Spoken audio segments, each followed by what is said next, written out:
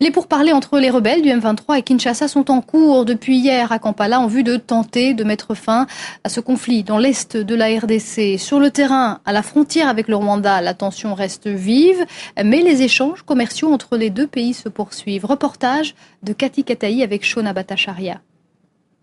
Le point de passage entre la ville de Goma au Congo et Gisenyi au Rwanda, où est tombée une bombe fin août.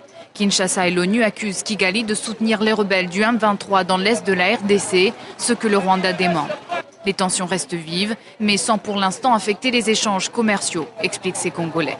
Non, au Rwanda, il n'y a pas de problème. On marche très bien, on achète les choses graves. Aller chercher au Rwanda très bien. Nous avons eu très peur en apprenant qu'une bombe était tombée au Rwanda, mais ces derniers temps, nous y allons sans problème. Depuis que la rébellion du M23 occupe une partie du Nord Kivu, de nombreux Rwandais approvisionnent Goma en denrées alimentaires. Tous ces oignons viennent du Rwanda. Nous allons les acheter là-bas parce que la route de Kiwanja est fermée.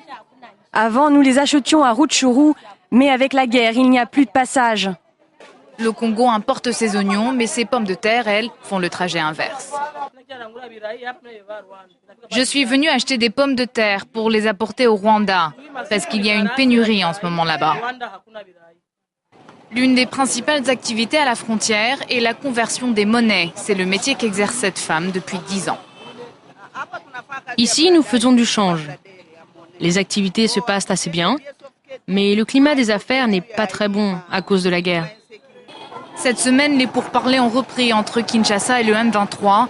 Ici, de part et d'autre de la frontière, les civils espèrent qu'ils seront concluants pour qu'ils retrouvent enfin une paix durable.